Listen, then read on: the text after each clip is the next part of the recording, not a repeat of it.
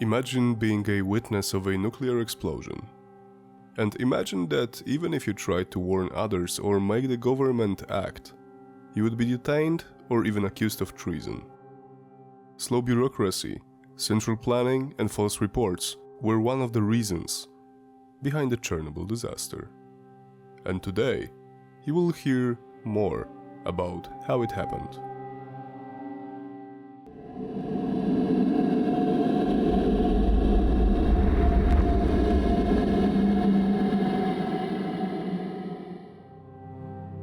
At the beginning, I'm terribly sorry for my voice.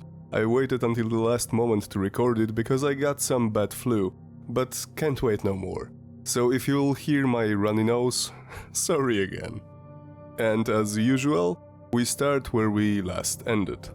In the previous episode, I explained how the Moscow officials learned about Chernobyl and how the team of experts gathered together. Actually, there were 3 teams and both Shcherbina and Legasov were on the last one. The 2 first ones were already dispatched when Boris and Valery were still traveling to the Kremlin. There were many things and decisions happening at that time. The phones were ringing everywhere. At the Kremlin, in the Ministry of Defense, Ministry of Energy, at the Kurchatov Institute, as well as in their counterparts in Ukraine. You may already know that the organization of the Soviet Union was pretty complex.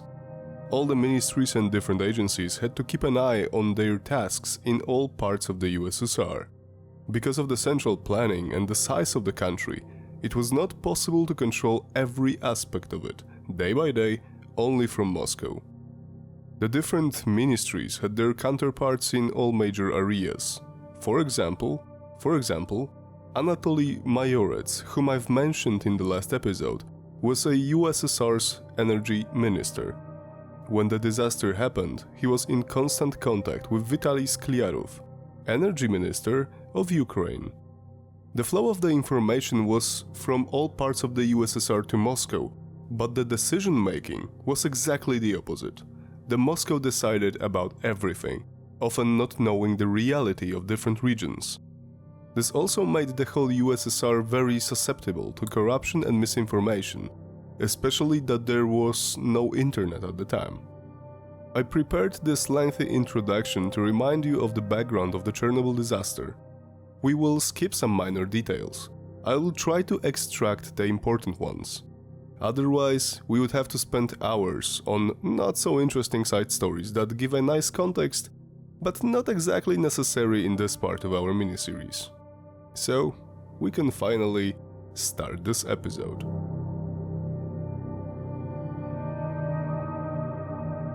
The People of Chernobyl, Valery Legasov. Part 3. The first view of the disaster. At the beginning, we have to look back to the day of the disaster. Director of the Chernobyl nuclear power plant, Viktor Brukhanov, wrote a report for Moscow officials and sent it immediately, as the person of his position was required to. You may remember Brukhanov from our other miniseries. You can find the link to the first episode of it in the upper right corner of the screen. The report Viktor has written was not processed as fast as one might expect. It moved slowly through the oversized Moscow's bureaucracy. About 11 hours after the explosion at Unit 4 in Chernobyl, the report finally reached the Deputy Energy Minister, Alexei Makuhin. As he used to, he wired the report to the Central Committee. The words of Brukhanov were calming and reassuring, but nonetheless, this kind of incident was important to the plans of the USSR leaders. The report circled from one committee or department to another for some time, but finally it reached Gorbachev in the early Saturday afternoon. The papers said that there was an incident, an explosion in the upper part of the reactor chamber. Besides some description of the building and damages, the important news was that the fire in the power plant was extinguished at 3:30 am. Also, as Brukhanov stated, the personnel was already working on cooling the reactor's core. Each step of the report's way from Chernobyl to Gorbachev's desk was delaying the reaction of the USSR leaders. Also, each ministry had to review it and state its opinion on the situation. As I mentioned many times before, The centralization of power for such a big area as the Soviet Union, as well as the omnipresent corruption, was creating situations where the real information was hidden, twisted, or misinterpreted. And in that form it reached the Central Party and ministers in Moscow. Because of that, Gorbachev has read that the USSR Ministry of Health suggested no special measures are required, including the evacuation of Pripyat citizens. Approximately in the same time, as the USSR leader was reading the already rated report, the second team of experts sent from Moscow, including Energy Minister Anatoly Mayorets, was landing in Kiev. We won't include what exactly they did there, as the third team, including Shcherbina and Legasov, was already preparing for the same trip. But one dialogue between Mayorets and Skliarov, his Ukrainian counterpart, was pretty interesting. Minister from Moscow said that he didn't think they will be sitting around Pripyat for too long. Probably he was already preparing to leave in 48 hours at most. Anatoly Ivanovich, I don't think 2 days is going to be enough, Skliarov said. Mayorets responded in an arrogant way. Don't try to frighten us, Comrade Skliarov. Our main job is to restore the damaged reactor unit as soon as possible and get it back on grid. The second team of experts gathered in the headquarters of the Pripyat Communist Party. They were discussing what there should be done in order to deal with the incident. The debate was heated, but they couldn't take any action before an important person in this whole story would arrive at Pripyat too. They had to wait for the commission chairman, Boris Shcherbina.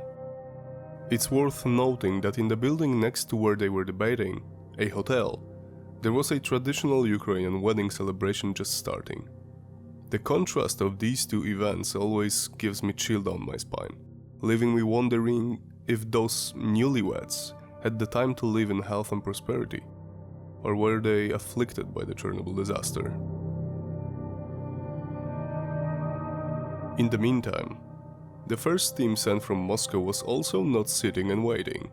Among the experts there was Boris Prushinsky, leader of OPAS, emergency response team created by the Ministry of Energy, sent to all accidents at nuclear power stations across the USSR. Probably at the same time the second team was debating in Pripyat, Boris was already circling the reactor at low altitude in the helicopter. He confirmed that the statement given by Brukhanov was right. Unit 4 building was in pieces, destroyed by an explosion. Nonetheless, even having in mind that Prushinsky was an experienced engineer of the USSR's nuclear power program, he still found it hard to believe what he was actually seeing. As he described it later, the roof of the central hall had disappeared. In that spot there was a huge black crater.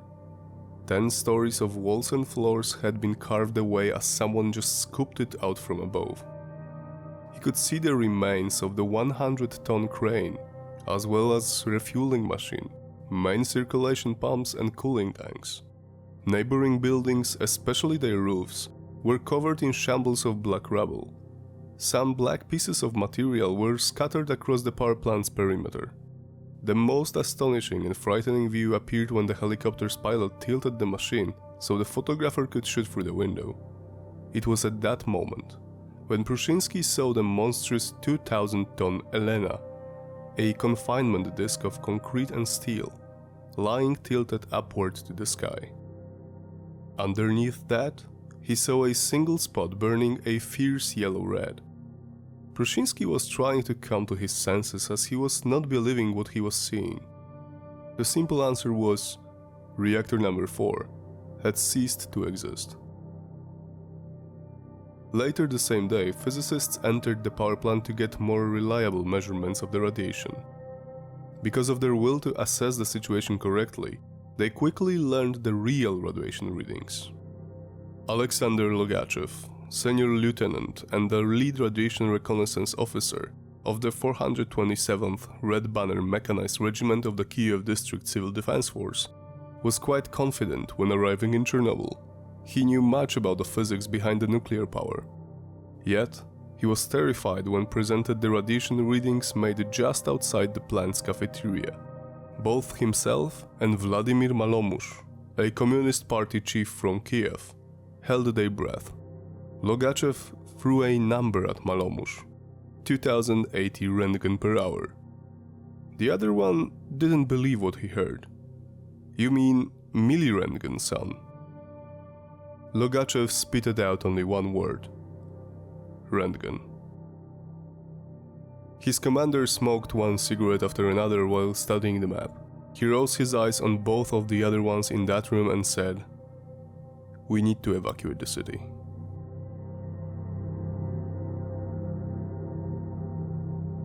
Thanks for watching. I know there was not much about Legasov or Shcherbina, but it was necessary for you to get a good background of what was happening at Pripyat and Chernobyl while they were traveling with the third team of experts from Moscow. It's often said that the USSR didn't take enough measures. Is the truth. Partially at least. Because of the collapsing system, the Soviet Union took long before deciding on anything, yet the people they've gathered, as well as the 3 separate teams sent to Chernobyl, were an indicator that they treated nuclear accidents seriously. But the partial truth is that they didn't do more than usually. They could react better if the information flow was reliable and quick. But the whole system was very unhelpful. Also, even if they could act better, doesn't mean they would. I'm convinced that the real problem behind Chernobyl was a system problem. The system that worked against real achievement and relied on biased opinions and central planning that forced making false reports on everyone at any level of power or decisiveness. That's it for today, guys. Don't forget to leave a comment or a suggestion for new materials. And wait until next Sunday. Take care, stay safe, and see you next week.